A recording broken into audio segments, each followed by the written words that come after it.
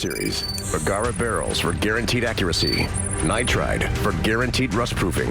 And a rifle guaranteed to be the best muzzleloader you've ever shot. CVA, it's just a better gun.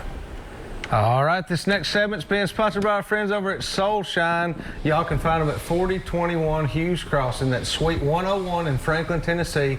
Or give my buddy Steve Brandon and his staff a call, 615-379-7767. They can also take care of your catering needs. You can go down there and enjoy some great pizza, salad, sandwiches, and my wife's favorite is the soup. They have great live music as well, so be sure to stop in, talk to Steve a little bit about deer hunting, and enjoy some pizza. All right, welcome back to the studio. I want to go over and at least just grab one more call here, so see if we've still got one here. Buddy, how are you doing tonight? Hey, what's going on, you guys? Doing good. We appreciate you calling. How can we help you tonight? Yeah. Well, I'm from Minnesota. Okay.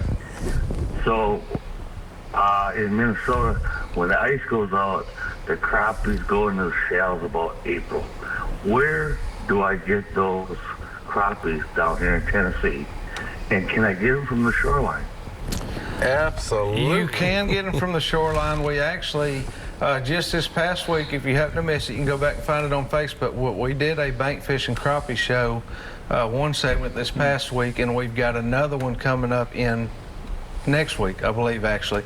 But yes, you can, and what I suggest is, and it does not have to be any particular body of water necessarily, and these guys will chime in too, but creeks, I mean, when they're going to come in shallow like that, I like to find creeks, places that I can access the bank. Can I ask you a question? Sure.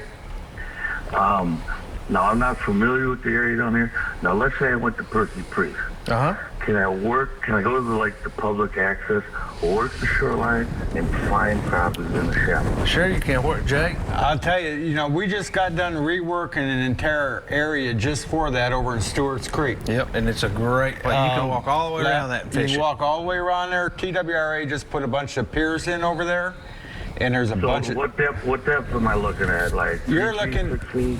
You can be looking here real fast after this cold front goes through. They'll move back up there, but they'll be anywhere from a foot out to about 5. Probably along about Wednesday. They should get back up in there. Yeah, that's about right. And sort of watch where those stake beds are out there. The lake should still be low enough you can see the tops of them. And they'll move from the... What you're telling me is I can go to the public access and walk down the shoreline and start working the weed beds? Yeah. Well, it's not weed beds, it's stake beds. Okay. And there are plenty on those stake beds, and we're actually going to be talking about that in a few weeks as well, the TWRA stake beds and a crappie show there. But yes, they're all in those stake beds.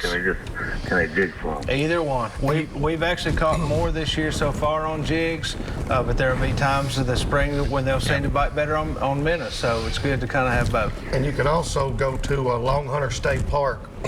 They have Couchville Lake there. There's a fishing pier out there. The regulations there are different than it is at the regular lakes. You're allowed 50. I love eating crappie. Well, at the state park. I know you guys are probably familiar with walleye. Right. Oh, yeah. Walleye and sauger. But and that's what the Minnesota State fish is. Right. Yeah. But at Long Hunter to State Park, the crappie limit's 15 and there's no size limit. So they don't have to be 10 inches inside the park. You're allowed 15 on Couchville Lake. On Couchville Lake. Yep. So do I float fish them and jig, or do I just jig? Float fish and jig, or just jig, just depending on what they want that day. But a float fish and jig is probably your best bet in those shallow waters. Yeah. Start at about 18-inch leader and go from there. You're welcome. Good luck to you. Welcome to Tennessee. Yeah, welcome to Tennessee. Thank you, guys. Have a great night. You too. I always love a good call. I didn't have the heart to ask him if he knew if the world record walleye's from Tennessee. I know, I wasn't going to tell him. They're up there at Rock Island. You know, we had somebody call about Rock Island earlier. And they're biting right now. Rock Island, they're on good fire. place to be right now. So bring it up. Mike, I want to move back over just real fast with Tennessee Clean Act, because I want to tell people, we've got to make sure we tell them, if someone's watching tonight, they want to get involved, it can be anybody. It don't have to be a particular organization. If you want to get involved, how do they go about doing that? Go to TennesseeCleanAct.org and you can sign up there. Yeah. We have a video that's posted at the very top of that page. That web page tells you how to get involved. And we've already started an electronic newsletter that we're sending out on a pretty regular basis, and you'll be able to get information that way. Okay. And then we're organizing a coalition, and right now we've got probably 80 different companies. Patagonia is part of that. Strategic Materials, that glass recycler I told you about. Owens Corning just joined up. Jackson Kayak Foundation, they're now on board. Yeah. So we're building that. We're at about 80 plus county mayors, chambers of commerce, things like that, and individuals are signing up. And when we get ready to make the push next year, when the General Assembly comes into session, we'll be ramping up all those communications in advance, and we'll tell people exactly what and how they can help. That's great. Well, guys, we're going to have to get ready to take another quick break. We'll be right back here in just a minute with some more Southern Living Waters.